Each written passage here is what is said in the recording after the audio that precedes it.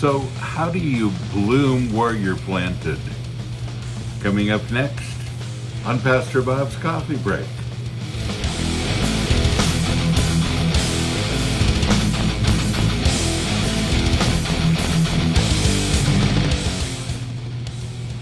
Onward, Christian Soldiers.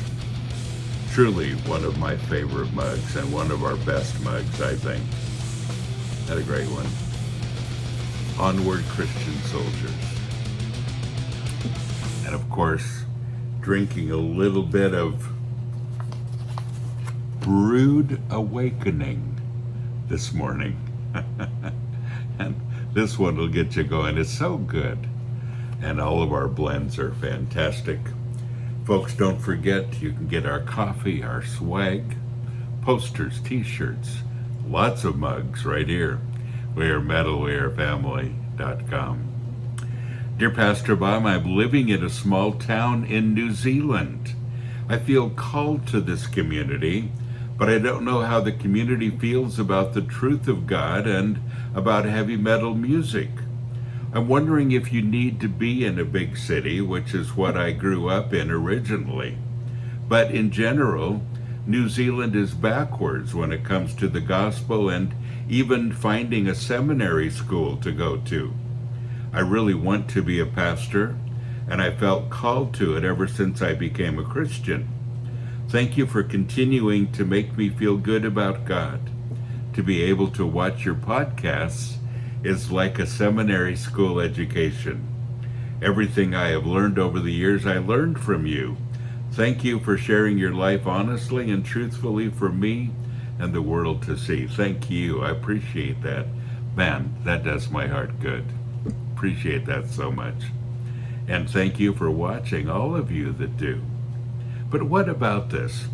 What if God has called you in your community to share the gospel?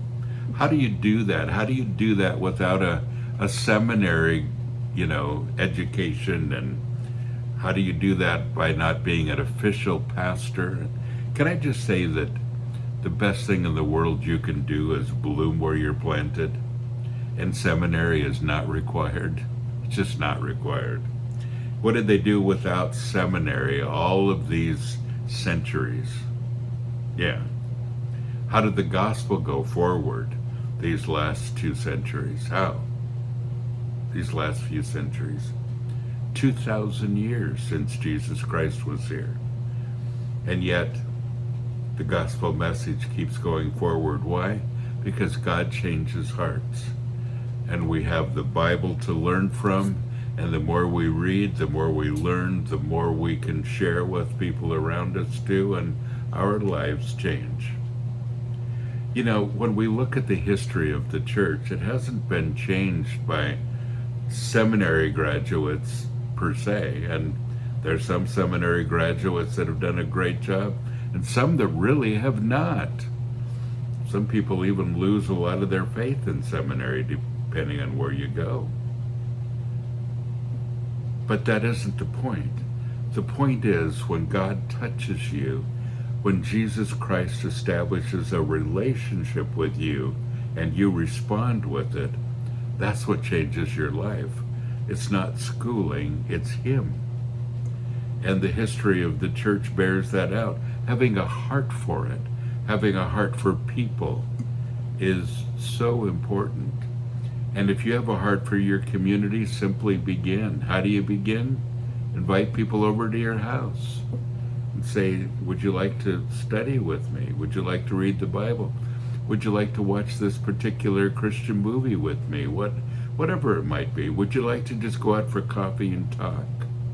Starts with 2 people and grows from there. I've got some things to announce in the next couple of months that will help you. And I'm not ready to announce it yet, but we will, so stay tuned. And I'll tell you how you can start a group and how we'll help you do that. But for now, just get started. Let God lead you. Today, we're going to Mark chapter 16 and verse 15. And he said to them, Go into all the world, Jesus is talking, go into all the world and preach and publish openly the good news, the gospel, to every creature of the whole human race. Just go and tell them about Jesus Christ. Tell them the good news of the gospel. Tell them to repent and to accept God's freedom and his forgiveness for their sin, and tell them to establish a great relationship with him. Go and tell them. Simply bloom.